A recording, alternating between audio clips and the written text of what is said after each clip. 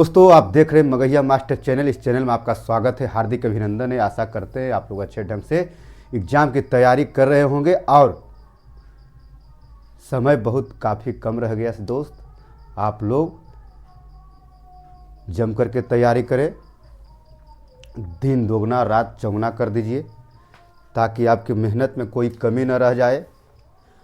आप लोग को भी ये सब ध्यान देना है, आपके लिए ही लाता हूँ। ठीक, चलिए दोस्त शुरू करते हैं। फर्स्ट क्वेश्चन है दोस्त, हिंदी का मॉडल सेट है। इससे काफ़ी उम्मीद है कि इससे लड़ सकता है, क्योंकि कभी कभी ऐसा होता है कि मॉडल पेपर कोई न कोई मैच कर जाता है। तो चलिए फर्स्ट क्वेश्चन देखते हैं। फर्स्ट क्वेश्चन में आपका है दोस्त कि द अनटचेबल्स किनकी रचना है। द अनचेटेबल्स किनकी रचना है। तो दोस्तों ये भीमराव अंबेडकर का है। भीमराव अंबेडकर के बारे में जानते होंगे आप। जाति प्रथा का मुख्य कारण था बेरोजगारी। भारत में जाति प्रथा का मुख्य कारण था बेरोजगारी, क्योंकि बेरोजगारी के कारण ही दोस्त जाति प्रथा को उस रूप में बांट दिया गया, जैसे कि अगर नौवा है तो नौवा ही काम, उसका काम ही बाल काटने का है। धोबी है तो वो कपड़ा ही खींचेगा। सोनार है तो सोना का काम ही करेगा। लोहार है तो लोहा का ही काम करेगा। बढ़ी है तो लकड़ी का ही काम करेगा। माने कि जाति के अनुसार श्रम का मतलब काम होता है, काम को बांट दिया गया है ना। तो ही क्वेश्चन आया है, भारत में जाति प्रथा का मुख्य कारण क्या है? बेरोजगारी है ना।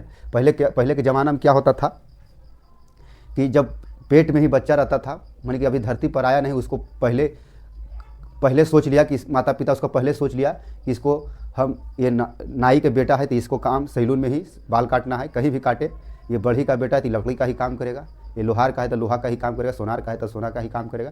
पहले पेट में ही उसका फैसला कर दिया जाता था, जन्म के पहले ही। पहले के आदमी ये नहीं सोचता था कि हम बेटा को डॉक्टर बनाएंगे, इंजीनियर बनाएंगे। आज क्या होता है, आज जाति से हट करके कोई भी जात हो, नीच से नीच, दलित से दलित, महादलित से दलित, सब अपने बेटे को क्या करता है? अच्छे संस्कार देता है, अच्छे उसका भविष्य सोच लेता है। मेरी धरती पर आने से पहले, जन्म से पहले गर्भ में ही सोच लेता है कि बेटा बेटी को हम ये बनाएंगे, डॉक्टर बनाएंगे, मास्टर बनाएंगे, है ना। मुख्य नायक क्या है? तो मुख्य नायक क्या है दोस्त, यही आपको बताना है। मुख्य नायक क्या है? क्वेश्चन नंबर 3 है दोस्त। तो मुख्य नायक ये है पत्रिका है। मुख्य नायक क्या है? पत्रिका है। 20 के दांत शीर्षक कहानी के कहानीकार कौन है? तो 20 के दांत कहानी के कहानीकार के शीर्षक नलिम बिलोचन शर्मा है दोस्त। नलिम बिलोचन शर्मा है 20 के दांत के। बहुत ही अच्छा क्वेश्चन है। 20 के दांत पाठ की विद्या क्या है? 20 के दांत पाठ की विद्या क्या है? ये कहानी है दोस्त, ये कहानी है। मदन के लिए क्या खाना मामूली बात थी? मदन के लिए क्या खाना मामूली बात थी?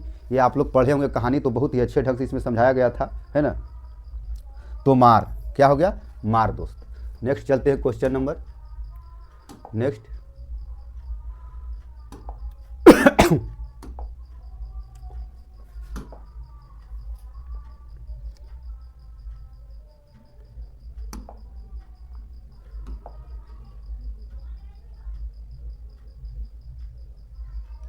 चलिए क्वेश्चन नंबर 7 से चलते हैं दोस्त। क्वेश्चन नंबर 7, क्वेश्चन नंबर 7 है दोस्त। बताना है गिरधर लाल किस वर्ग का प्रतिनिधित्व करता है? गिरधर लाल किस वर्ग का प्रतिनिधित्व करता है, यही आपको बताना है। हाँ, तो इसका निम्न मध्यम वर्ग, निम्न मध्यम वर्ग। निर्वंश विद्या का संबंध किससे है? तो निर्वंश विद्या का संबंध मानव विज्ञान से है। क्या है? मानव विज्ञान से है। हकर्ष क्या था? हकर्ष क्या था दोस्त? ये क्वेश्चन बहुत बार पूछा गया है, लेकिन ये सब क्वेश्चन पर कोई ध्यान नहीं देता है। ये सब पर भी ध्यान देना है दोस्त। हकर्ष क्या था? हाँ, तो हकर्ष क्या था? ये वनस्पति वैज्ञानिक था। वनस्पति वैज्ञानिक था। मैक्स मुलर का जन्म कहाँ हुआ था? तो जर्मनी में हुआ था दोस्त। अच्छा, ये चारों का राजधानी आपको पता है? जर्मनी का राजधानी बर्लिन है, ग्रीस का राजधानी एथेंस है, रोम है जो किसका राजधानी? इटली का राजधानी रोम होता है, पोलैंड के वारसा होता है दोस्त। ये सब भी ध्यान देना है, क्योंकि एसएसटी में कभी कभी पूछ लिया जाता है राजधानी, संसद, मुद्रा, ये सब पूछ लिया जाता है। अब बताइए, नालंदा विश्वविद्यालय की स्थापना किसने करवाया था? तो गुप्त वंश के शासक कुमार गुप्त ने करवाया था दोस्त। 399 ईस्वी में करवाया था। 399 ईस्वी में गुप्त वंश के शासक, गुप्त वंश के शासक कौन थे? कुमार गुप्त, है ना। कुमारगुप्त करवाया था। इसको अब बताइए नालंदा विश्वविद्यालय को नष्ट किसने किया था? तो नालंदा विश्वविद्यालय को नष्ट बख्तियार खिलजी ने किया था। बख्तियार खिलजी ने किया था दोस्त। कब किया था बता देते, ये भी 1199 में किया था। 1199 ईस्वी में बख्तियार खिलजी ने, बख्तियार खिलजी, खिलजी वंश के शासक था खिलजी, बख्तियार खिलजी ने किया था दोस्त। 1199 में नालंदा विश्वविद्यालय को जला दिया गया था। बहुत बड़ा विश्वविद्यालय था दोस्त, देश विदेश से यहाँ पढ़ने आता था। ये नालंदा जिला में ही है ना। अशोक सम्राट के बारे में जानते हैं, जो अखंड भारत पर शासन करने वाला एक ही मात्र राजा था, अशोक सम्राट। ये बिंदुसार का पुत्र था, बिंदुसार का सबसे छोटा पुत्र। बिंदुसार के 101 पुत्र थे, उन्हीं में सबसे अंतिम पुत्र अशोक था। ये श्रीगुप्त, जो गुप्त वंश के संस्थापक थे, श्रीगुप्त हो गए। ये अजातशत्रु, ये हर्यक वंश के संस्थापक जो बिंबिसार थे, हर्यक वंश के जो संस्थापक थे बिंबिसार, बिंबिसार के पुत्र अजातशत्रु है, जो अजातशत्रु अपने पिता को ही हत्या करके खुद अपने राजगद्दी पर बैठ गया था, है ना। ये अजातशत्रु है। दारिस नामक सोने के सिक्कों से भरा घड़ा किसे मिला? दारिस नामक सोने के सिक्कों से भरा घड़ा किसे मिला? तो ये वारेन हेस्टिंग्स को मिला दोस्त, वारेन हेस्टिंग्स को मिला। आगे चलते हैं क्वेश्चन नंबर 13 से। Question number 13,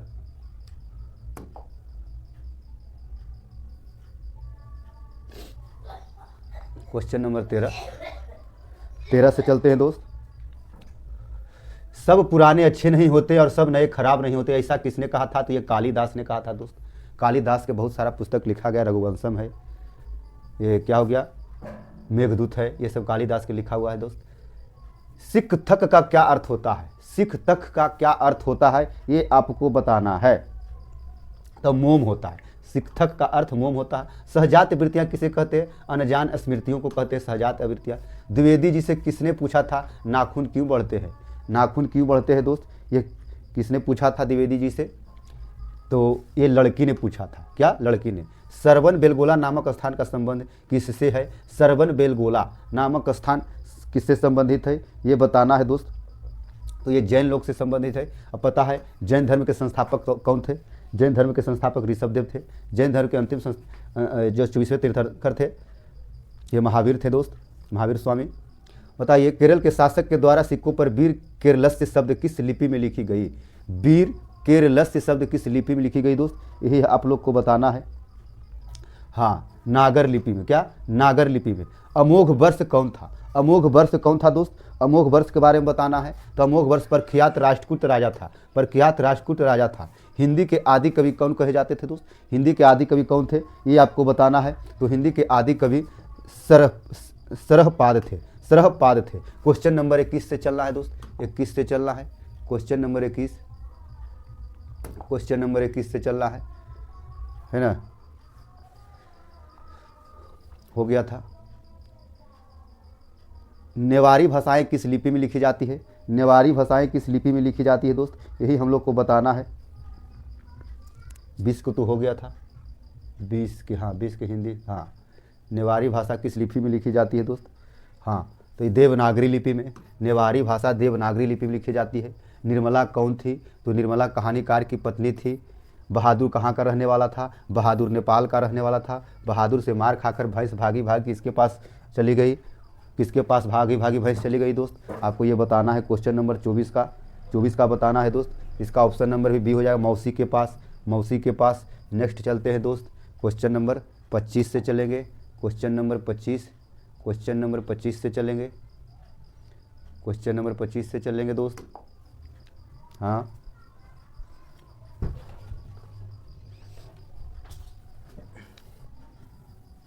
question number 25।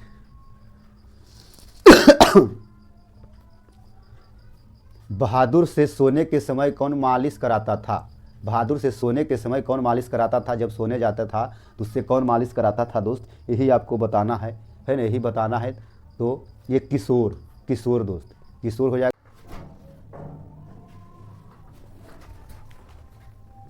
चलिए क्वेश्चन नंबर 25 हो गया था दोस्त। क्वेश्चन नंबर 26 से चलेंगे। क्वेश्चन नंबर 26 है दोस्त, क्वेश्चन नंबर 26 से चलेंगे, है ना। हाँ, तो निराला की साहित्य साधना किसकी कृति है? तो रामविलास शर्मा की दोस्त, रामविलास शर्मा की। रामविलास शर्मा को किस कृति के लिए साहित्य अकादमी पुरस्कार प्राप्त हुआ? रामविलास शर्मा को किस कृति के लिए साहित्य अकादमी पुरस्कार प्राप्त हुआ? यही आप लोग को बताना है दोस्त, यही बताना है।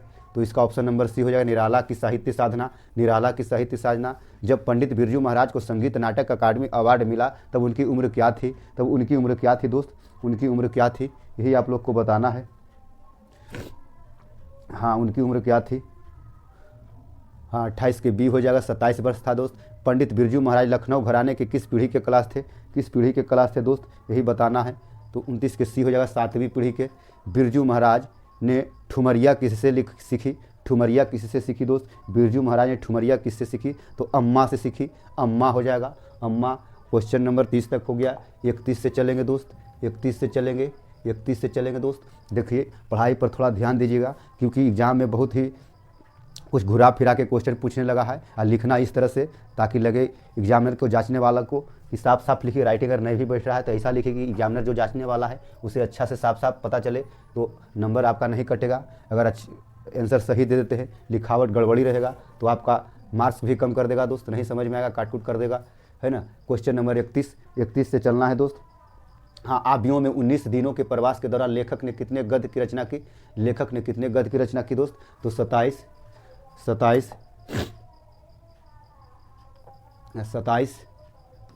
आबियों क्या है? तो आबियों क्या है दोस्त, यही बताना है। तो आबियों ईसाई मठ है, ईसाई मठ है। आबिनियो किस नदी पर स्थित है?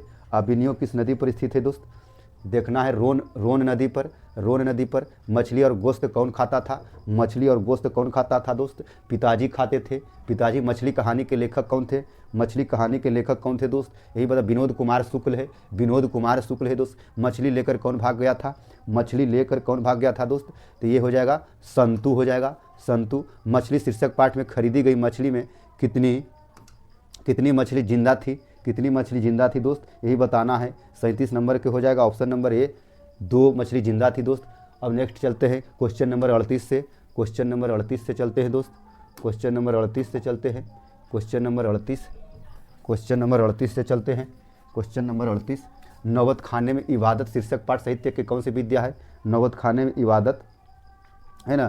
तो ये हो जाएगा सी, व्यक्ति चित्र हो जाएगा, व्यक्ति चित्र। बिस्मिल्लाह खान के बचपन का नाम क्या था? बिस्मिल्लाह खान के बचपन का नाम क्या था दोस्त?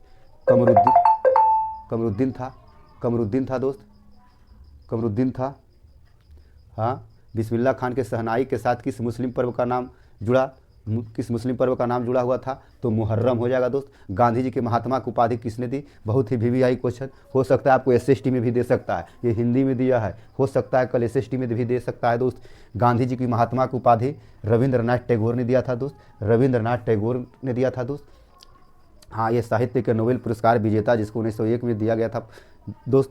ये अब कहेगा सुभाष चंद्र बोस ने क्या कहा था? तो गांधी जी को राष्ट्रपिता सबसे पहले किसने कहा था? तो राष्ट्रपिता कहकर संबोधित किया था सुभाष चंद्र बोस ने, लेकिन महात्मा की उपाधि रविंद्रनाथ टैगोर ने दिया था। दोनों बहुत कन्फ्यूजन करने वाला क्वेश्चन है दोस्त, दोनों पर आप ध्यान दीजिएगा क्योंकि कभी कभी पूछ देगा कि महात्मा गांधी को राष्ट्रपिता कहकर किसने संबोधित किया? तो सुभाष चंद्र बोस हो जाएगा। जब पूछे गांधी जी को महात्मा की उपाधि किसने दिया? तो रविंद्रनाथ टैगोर ने दिया दोस्त, रविंद्रनाथ टैगोर ने।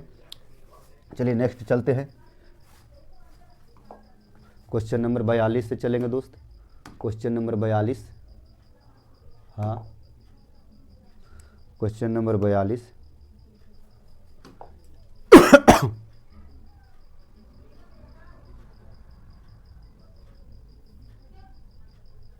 चलिए क्वेश्चन नंबर 42 से चलेंगे।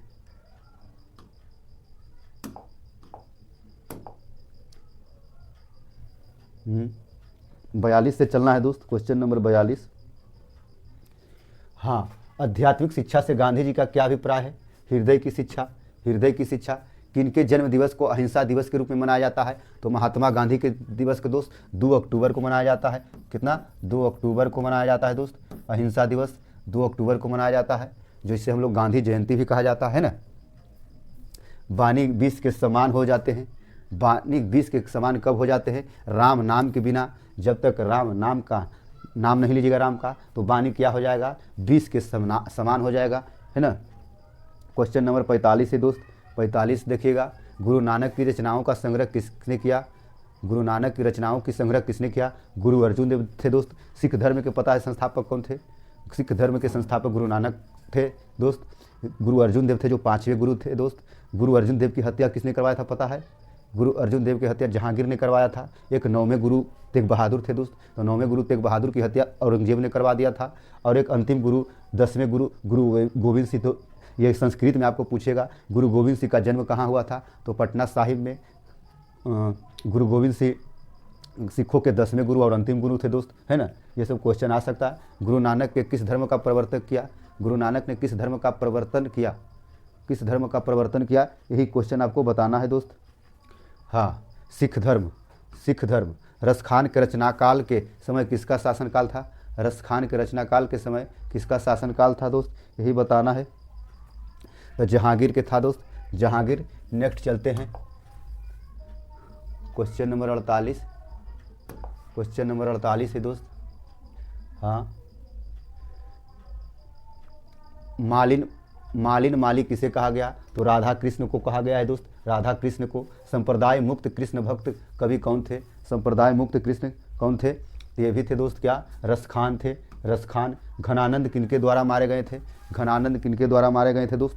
ऑप्शन नंबर बी हो जाएगा, नादिर शाह के द्वारा। नादिर शाह ईरान से आया था दोस्त, ईरान से आया था, है ना। स्वदेशी शीर्षक पाठ में दोहे का संकलन किस पुस्तक से लिया गया है? किस पुस्तक से लिया गया है दोस्त?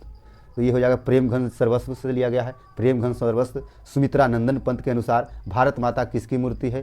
सुमित्रा नंदन पंत के अनुसार भारत माता किसकी मूर्ति है? यही देखना है दोस्त। तो हो जाएगा ये उदास माटी की, उदास माटी से। रमधारी सिंह दिनकर कहाँ किससे रहने वाले थे? तो रमधारी सिंह दिनकर बिहार के रहने वाले थे दोस्त, बिहार के रहने वाले थे। बहुत ही शानदार क्वेश्चन है, हम लोग कर चुके हैं। कहाँ? क्वेश्चन नंबर 53 तक कर दिए हैं। देखिए एग्जाम में क्या कीजिएगा, ये सब क्वेश्चन रिवीजन कर लीजिएगा ताकि आपको मिस्टेक ना हो। आपका इजी क्वेश्चन में ही, हल्के क्वेश्चन में ही गलती होता है, भारी क्वेश्चन तो आप लोग टच करवे नहीं कीजिएगा। जब भी आपसे मिस्टेक होगा इजी क्वेश्चन में होगा, है ना। इसलिए इजी क्वेश्चन को इजी मत समझिए, उसको भी हार्ड समझिए। क्वेश्चन नंबर 53 हो गया 54 के। दुर्दांत मानवीय विभीषिका का चित्रण करने वाली कविता कौन था दोस्त? हाँ, 54 का ये हो जाएगा हिरोशिमा। हिरोशिमा दोस्त। अब पूछेगा हिरोशिमा कहाँ है? तो हिरोशिमा जापान में है। जापान पर अमेरिका द्वारा परमाणु बम गिराया गया था 6 अगस्त 1945 को हिरोशिमा पर, और 9 अगस्त 1945 को नागासाकी पर परमाणु बम गिराया गया था दोस्त अमेरिका द्वारा, याद रखिएगा। जो जिससे आज भी प्रभावित है वो। निम्न में से नगर संवेदना के कवि कौन है? नगर संवेदना के कवि कौन है दोस्त? यही बताना है। कुंवर नारायण। कुंवर नारायण। मंगम्मा क्या बेचती थी? मंगम्मा दही बेचती थी दोस्त, है ना। लक्ष्मी के पति का क्या नाम था? लक्ष्मी के पति का नाम क्या था दोस्त? लक्ष्मण नाम था, लक्ष्मण नाम था दोस्त। माँ कहानी किस लेखक द्वारा रचित है? माँ कहानी किस लेखक द्वारा रचित है दोस्त? ईश्वर पेटलीकर के द्वारा, ईश्वर पेटलीकर के द्वारा दोस्त, ईश्वर पेटलीकर। अब चलते हैं क्वेश्चन नंबर 59। क्वेश्चन नंबर 59 चलते हैं।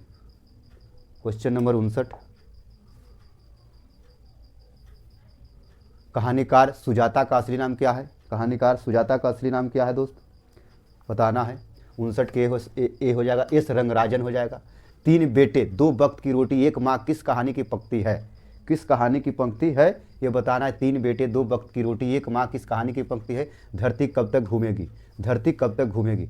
भ का उच्चारण स्थान क्या है? देखिए भ बोलिए, भ बोलते समय आपका दोनों होठ सटेगा। जब दोनों होठ सटेगा भ बोलते समय तो ओष्ठ का हो रहा है, देख लीजिए भ, दोनों होठ अब संपर्क में आ रहा है तो ओष्ठ हो जाएगा। क्या हो जाएगा? ओष्ठ हो जाएगा, ओष्ठ। क्वेश्चन नंबर 61 हो गया। क्वेश्चन नंबर 62 से चलना है दोस्त। Question number 62।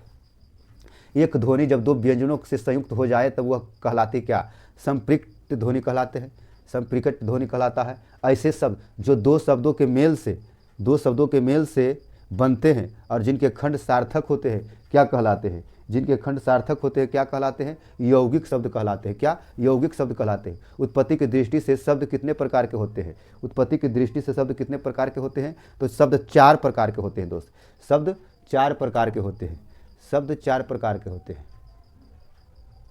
शब्द 4 प्रकार के होते हैं, है ना। गिरोह शब्द कौन संज्ञा है? गिरोह, गिरोह का मतलब देखते हैं गिरोह, फिल्म में देखते गिरोह गुंडा लोग 10 गो 20 गो रहता है, तो ये एक समूहवाचक संज्ञा है। तो समूहवाचक संज्ञा का मतलब कोई चीज़ का समूह होना चाहिए। जैसे आर्मी का समूह हो, मीटिंग हो रहा है, क्लासरूम है, जहाँ 1-2 से अधिक बच्चा या वस्तु या कुछ भी रहे, अंगूर का गुच्छा है, चाबी का गुच्छा है, ये सब क्या है, समूह बना रहा है। इसलिए समूह जो भी ऐसा हो जो समूह में है, जो 1-2 से अधिक व्यक्ति या वस्तु का बोध हो, जहाँ वो क्या कहला जाएगा, समूहवाचक संज्ञा कहला जाएगा। समूहवाचक संज्ञा कहला जाएगा दोस्त, समूहवाचक संज्ञा कहला जाएगा, है ना। अब आ जाएगा जातिवाचक संज्ञा का उदाहरण नहीं है, कह रहा है जातिवाचक संज्ञा का उदाहरण नहीं होना चाहिए, तो मोहन नहीं है दोस्त। मोहन बाकी सब जातिवाचक संज्ञा के है, गाय भी है, नदी भी है और गर्मी भी है। जातिवाचक संज्ञा का मतलब ये नहीं कि जाति का बोध हो। जैसे कि शहर है, तो शहर है तो ये जातिवाचक संज्ञा है। जैसे कि मान लो कि पहाड़ है, झरना है, नदी है, तालाब है, ये सब क्या है, लड़का है, लड़की है, जातिवाचक संज्ञा का बोध हो रहा है। लेकिन वही कुछ नाम ले ले, जैसे लड़का है तो जातिवाचक है, लेकिन लड़का का नाम मोहन रहता तो क्या हो जाता, व्यक्तिवाचक संज्ञा। जैसे गाय है, गाय के नाम कुछ रहता सुरभि उर्भी, तो क्या हो जाता, वो व्यक्तिवाचक संज्ञा होता है। नदी है, वही हम बोले थे गंगा नदी, गंगा, तो हो जाता क्या, व्यक्तिवाचक संज्ञा, है ना। तो इस तरह से गर्मी क्या है, और गर्मी का क्या ऋतु नाम दे देता तो क्या हो जाता, व्यक्तिवाचक संज्ञा हो जाता, है ना। तो व्यक्तिवाचक संज्ञा क्या होता है, जिसमें नाम का बोध होता है। जैसे हम वहाँ नाम है इसलिए नाम का बोध है, जैसे ताजमहल, लेकिन वही बोल देंगे कोई स्मारक है तो उससे नहीं होगा। जैसे कि मान के चलिए आपका कोई जगह का नाम है, जैसे कि नगर शहर तो बहुत है, लेकिन वही नगर शहर में पटना ले लेंगे, राजगीर ले लेंगे, है ना। तो ये सब नाम आ रहा है तो व्यक्तिवाचक संज्ञा हो जाएगा। श्रीमान शब्द का स्त्री रूप क्या होगा, तो श्रीमती हो जाएगा। हिंदी में शब्दों का लिंग निर्धारण किसके आधार पर होता है, हिंदी में शब्दों का लिंग निर्धारण किसके आधार पर होता है, यही बताना है। तो 68 के डी हो जाएगा संज्ञा के आधार पर। हिंदी भाषा में वचन कितने प्रकार के होते हैं, तो हिंदी भाषा में वचन होते हैं कितना प्रकार के, 2 प्रकार के होते हैं। हिंदी में भाषा में वचन कितने प्रकार के होते हैं, 2 प्रकार के होते हैं।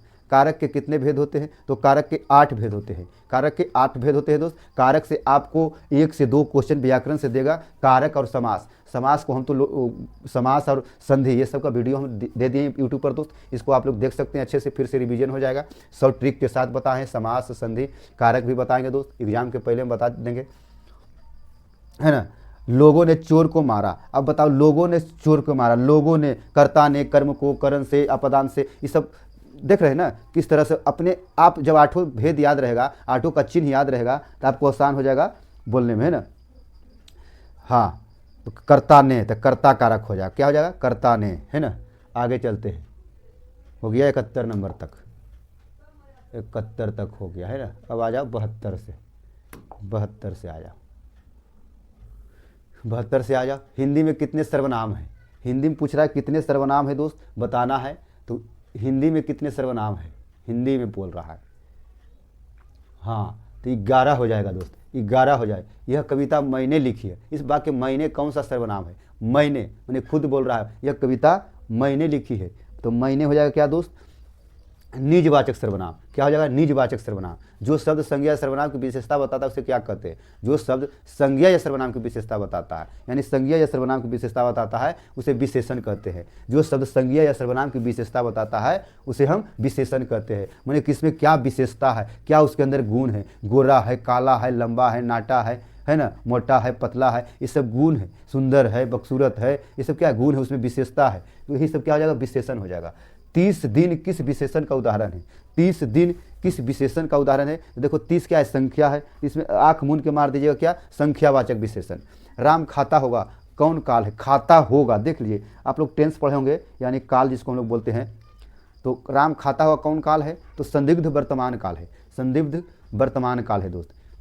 खाता होगा माने खा रहा है ना, खाता होगा, वह खाता था, चाहे खाता चुका होगा, तब हो जाता कुछ भूतकाल में हो जाता है। खाएगा, खाने वाला है, तो क्या हो जाएगा, भविष्य का। लेकिन खाता होगा नहीं, खा रहा होगा, हम अंदाजा लगा रहे हैं, क्या हो जाएगा, संदिग्ध वर्तमान काल हो जाएगा। क्रिया का मूल किसे कहते हैं, क्रिया का मूल किसे कहते हैं दोस्त, यही आप लोग को बताना है, क्रिया का मूल किसे कहते हैं, तो धातु को कहते हैं, धातु को कहते हैं। अब क्वेश्चन नंबर 78 से चलेंगे। चलिए आज के लिए इतना ही दोस्त, 77 क्वेश्चन मैंने सिलेक्ट किया था, बाकी व्याकरण का क्वेश्चन होगा, आप लोग उसको अच्छे ढंग से देख लीजिएगा।